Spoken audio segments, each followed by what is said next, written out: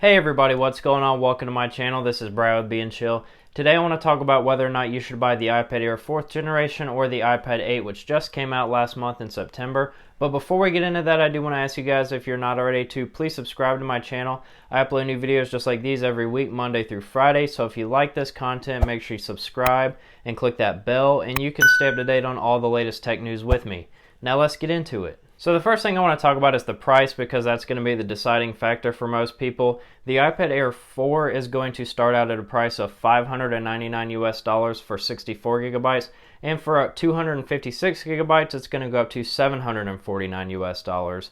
Now moving on to the iPad 8, it's going to start out at a price of only $329 US for a 32 gigabyte version. However, if you want the 128 gigabyte version, that price is going to go up to $429 US. So we're seeing about a $270 price difference between the base models of these devices, and a $320 price difference between the highest tiered option between these two.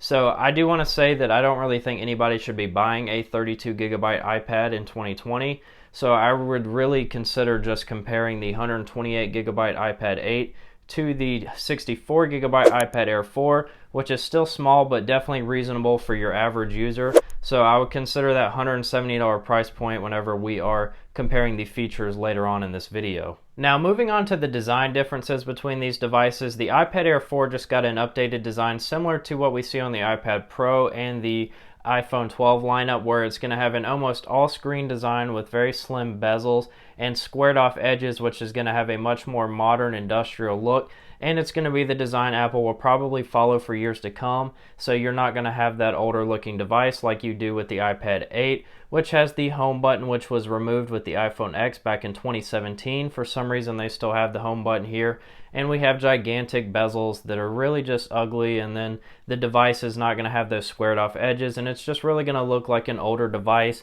and it's definitely not going to get any newer looking, whereas the iPad Air 4 is going to be the first iPad other than the iPad Pro to have this new modern design. Now on the topic of design, I do want to mention that there are 5 colors available on the iPad Air 4. Those are going to be sky blue, green, silver, space gray, and rose gold. And the iPad 8 is only going to have 3 colors available. Those are going to be space gray, silver, and gold. However, I don't know why they didn't call it rose gold on their website, but this looks like rose gold to me as well. Moving on to performance, I want to mention that the iPad Air 4 is going to come equipped with the A14 Bionic chip, which is the same new 5nm chip that's inside the iPhone 12, and the iPad 8 is going to have the older A12 Bionic chip. And Apple stated we're supposed to see about a 40% increase in CPU performance with the A14 over the A12, and we should expect about a 30% boost in GPU performance, which is graphics performance, which is going to be used for games and certain apps. Now, I do want to mention that the iPad Air 4 hasn't officially been announced how much RAM it's going to have, but we are expecting it to have 4 gigabytes of RAM, whereas the iPad 8 only has 3 gigabytes of RAM, so that's going to be another small bottleneck there if you're using certain apps that might eat up more RAM.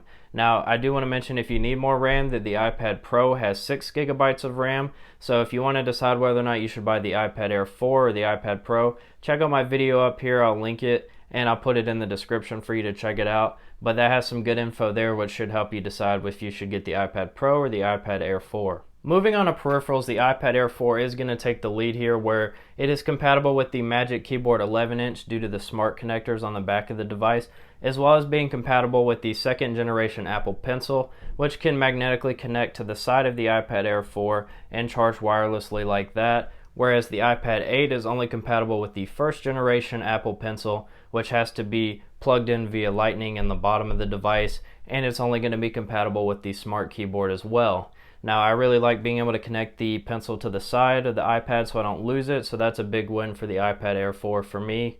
And of course, since you have to use Lightning for the 1st generation Apple Pencil, the iPad 8 is only going to have Lightning charging, whereas the iPad Air 4 charges via USB-C and has support for all kinds of USB-C dongles, whether or not you want to connect another monitor or you want to use an SD card dongle. Whatever it might be, you're definitely going to have a lot more access to other devices via the USB-C versus the proprietary Lightning connector. Next, I want to talk about the displays on these devices. The iPad Air 4 is going to come with a 10.9-inch fully laminated anti-reflective wide color liquid true tone retina display, and that is a massive mouthful. Imagine how hard that is to memorize to say. And the iPad 8 only has a 10.2-inch Retina display. However, it is important to note, despite all that marketing jargon that I just said, both of these devices both have 264 pixels per inch and very similar resolutions and 500 max nits brightness. So I would say you're going to have very similar results on these screens,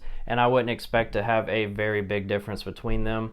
And these devices also have very similar battery life, about 10 hours surfing the web on Wi-Fi and 9 hours if you're using cellular, so there's no big differences there either. Another small thing people might care about is the weight difference between these devices. The iPad Air 4 is going to weigh a little bit less at about 458 grams on the Wi-Fi version, and the iPad 8 is going to come in a little heavier at 490 grams for the Wi-Fi version as well. Next, I want to move on to cameras, which I know a lot of people care about. So the iPad Air 4 comes with a 12 megapixel wide camera versus the 8 megapixel wide camera in the iPad 8. And the iPad Air 4 is going to be able to record 4K video at 60 frames per second, whereas the iPad 8 can only record 1080p video at 30 frames per second. So if you're buying these to record video, keep that in mind. You will get much better video quality out of the cameras on the iPad Air 4. And I do want to point out too that the iPad Air 4 is capable of shooting 1080p slow-mo at either 120 or 240 frames per second, and the iPad 8 is only able to shoot slow-mo footage at 720p at 120 frames per second. Now flipping this thing around, if we look at the front-facing cameras, we're going to see a 7 megapixel FaceTime HD camera on the iPad Air 4, and the iPad 8 is going to lag behind a lot here. It also has a FaceTime HD camera, however, it is only going to be able to shoot 1.2 megapixels. Next, I want to move on to speakers. So they both have two speakers, however, the iPad Air 4 has what they call audio landscape mode, and I assume this is just fancy marketing speak for putting one speaker in the corner of the device and putting the other speaker in the other corner diagonally across on the top side of the iPad, which probably will give you a more rounded out volume whenever you're listening to stuff. Also, they both have Touch ID. Obviously, the iPad 8 has a home button where you can put your thumb or your finger or really your toe, whatever you want to use Touch ID, whereas the iPad Air 4 is going to have Touch ID and the power button on the top of the device. So the iPad 8 might honestly win here because I feel like it would be way more convenient to have it at the bottom than the top. However, I don't really think it's that big of a deal to make me decide whether it's one or the other, and in my opinion, they're both better than Face ID, so I'm happy to see them here. One other thing I do want to point out is that the iPad Air 4 has Wi-Fi 6 and Bluetooth 5.0, whereas the iPad 8 does not have Wi-Fi 6 and instead it has Bluetooth 4.2. So if you're a techie person and you care about that, that is a big distinction for some people as well, especially if you're looking at future-proofing these devices and you want to maximize performance that you can get today. With all that being said, I really think the iPad Air 4, with its more modern design, upgraded specs, Magic Keyboard and Apple Pencil 2nd generation support, as well as USB-C charging and dongle support, really makes it stand out and makes it worth the extra $170 that you would spend versus getting the 128GB iPad 8. However, if you really are an average user and you don't have to do anything except for browse the internet or maybe watch Netflix or check your emails, you might be able to get away with the iPad 8, and I would recommend either getting the 128GB version, or if you really are not going to download anything and you don't use iMessage or you don't have any photos, I would recommend getting the 32GB version if you really want to save some money.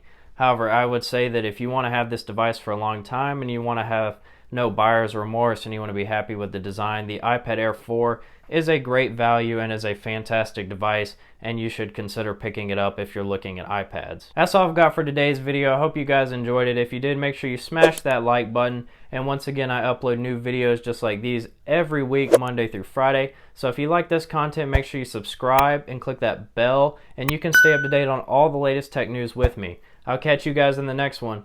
Peace!